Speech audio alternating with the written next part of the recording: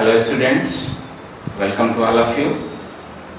In my previous lecture, just you have studied about Dalton's atomic theory, and just I have explained you in detail that is what is Dalton's atomic theory, and with the knowledge of Dalton atomic theory, or you can say in other words, Dalton atomic theory provided a tremendous effort in the study of matter. So, this Dalton theory is very essential for you, must remember it. And in the continuation of the same topic, that is atom and molecule, just we will study that is about atoms and atomic size and how big are atoms. So before commencing these points, I would like to explain some in-text question which are given just below the Dalton's atomic theory. Okay? So first question is, that is, in a reaction 5.3 gram of sodium carbonate. Listen sincerely. That question is given on page number 32. This question, that is a in-text question and given on page number 32, and good question concerned to law of conservation of mass. So question is, in a reaction 5.3 gram of sodium carbonate, given that 5.3 gram of sodium carbonate, alright, Na2CO3 is called sodium carbonate, reacted with 6 gram of ethanoic acid. This is reacting with 6 gram of ethanoic acid. Ethanoic acid formula is this one, CH3 COOH. Must remember, ethanoic acid, also called acetic acid, formula is CH3COH. The products were, these were the reactants, and second question is, the products were 2.2 gram of carbon dioxide and 0.9 gram of water, 0.9 gram of water, H2O, and 8.2 gram of sodium ethanoate, and 8.2 gram of sodium ethanoate. Means formula of sodium ethanoate is, children, this one, CH3COONA is called sodium ethanoate. Then so that these observations are in agreement with the law of conservation of mass. So on the basis of given data of this very question, these are the masses of reactants, these are the masses of products. R refers to reactant, P refers to product. Reactant means the substances you are going to react. Products means the substances which are formed after the reaction are called products. So, in this question, you have to verify that according to given data, that mass of the total mass of the reactant is equal to the total mass of the product.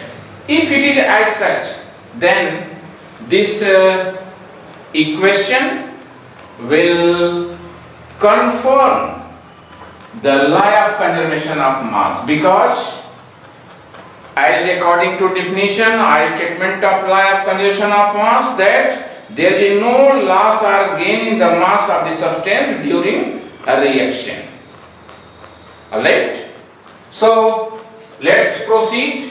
How you have to find? So this can be written as, children, that is given in your book, sodium carbonate plus ethanoic acid, write as such. Alright, and in product side there is a formation of carbon dioxide, there is a formation of water and there is a formation of sodium ethanoate. Alright? And now these are the reactants. As you are knowing, they refer to reactant, and after the reaction the substance which is formed refers to product. Alright? So the amount of reactant if equal to the amount of product, then this equation must obey or must follow the law of conservation of mass. Am I right, children? So put these values. Sodium carbonate amount is 5.3 gram. Okay. And ethanoic acid amount is 6.0 gram. Just add these two. So on addition, this value is 11.3 gram is the total mass of the reactants that is coming. And if the total mass of the products will also the same as this value, then this equation must follow law of conservation of mass. So add in similar fashion. This is CO2 2.2 gram, water 0.9 gram, and sodium. This is also called children sodium acetate simply, and its IUPAC name is sodium ethanoate, which is given in your book. So simple name of this CSCCONA is a sodium acetate also, and termed sodium ethanoate. So no doubt. And its amount is that is 8.2 gram. Alright? Sum it. Just sum are added. Then what happening? 8 to 10. 8 to 10, 0.2, 0.24 and 9. That is just equals to 11.3 gram. Am I right? 2.2 plus 8.2, 10.4, 10.4 plus 9 plus 0.9 is 11.3 gram. So this is the mass of total mass of the product. So in this children, total mass of the reactant is equal to the total mass of the products. Means there is no gain or loss in the mass of the substance. And that is in accordance with the law of the conservation of mass. So this R is equal to P means mass of the reactant is equal to mass of the product. So this is obeying according to question, that is law of conservation of mass. Clear, children? So do such type of questions which are given in your book. I think now you are in position to do. See next point. Very simple point these are, only you have to focus on the concept. Then you have no trouble in finding the solution of such type of questions. And they are just can be solved in a very simple manner. Second question. That is on page number 30 through 33 page number, and same in test question second. Question is hydrogen and oxygen combine in the ratio of 1:8. Okay, hydrogen and oxygen are combining in the ratio 1:8. That is the by mass to form water. Okay, in the formation of water molecule, that is hydrogen and oxygen combined together in the ratio 1:8 by mass according to the question. Then what mass of oxygen gas would be required to react completely with 3 gram of hydrogen? Question is what mass of oxygen? So mass of oxygen is asking, and completely with 3 gram of hydrogen. 3 gram of hydrogen. So children, according to the given data, it is clear that 1 gram oxygen combines with 8 gram of oxygen to form water in the ratio 1:8 by mass. Clear? Means 1 gram of hydrogen combines with 8 gram of oxygen, resulting the formation of water.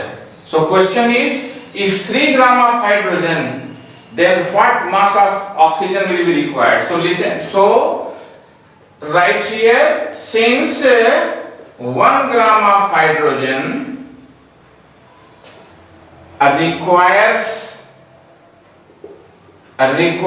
for, that is 8 gram of oxygen. According to the question, that is 1:8 by mass means. Meaning of this is clear. So the question is, if 3 gram of hydrogen gas, then what mass of oxygen? So for 3 gram of hydrogen, the mass required of oxygen will be, children, 8 into 3 upon 1. Am I right? And that is no doubt 24 gram of oxygen will be required for the formation of water molecule. If the hydrogen is 3 gram, means ratio become 3:24. Means if 3 gram will be hydrogen, then 24 gram will be of oxygen. This is the meaning. And simply this is once again coming in the ratio 1:8. Okay, children? Am I right? Alright. Now, in the same question, once again, is what is an atom? So, children, many times I have defined you that atom is the smallest particle of an element that cannot be further divided and retains all the chemical property of that element is called atom. And also simply you can say that atoms are the units of all the chemical reactions and they are the building blocks of matter. Alright? So this is about atom. And the next point is, how big are atoms? So children, you are knowing very simply that atoms are very small. From very beginning we are defining, we are giving example that atom is a very small, they have a very small size, their size is very insignificant, they can't be seen, but if they are so small, they are so insignificant in size, then the problem is that why we should care about them. So reason behind this point, children, very clear that our entire world is made up of these small particles called atoms. So that's why they are of too much importance. And one more point, the size of the atoms are generally measured in atomic radii, are called atomic radius. Word is radii or atomic radius, both are similar word. And as you are knowing that the atomic radius of the atoms is generally measured either in nanometer or in angstrom. Two units I am taking. One is nanometer, and other unit is angstrom. Angstrom is denoted as such and nanometer is denoted as such, nm. And simply you are knowing that 1 meter, listen, must remember 1 meter is 10 to the power 9 nanometer. So the atomic radius of these small atoms are measured in unit nanometer or in angstrom. Similarly, 1 meter is 10 to the power 10 angstrom.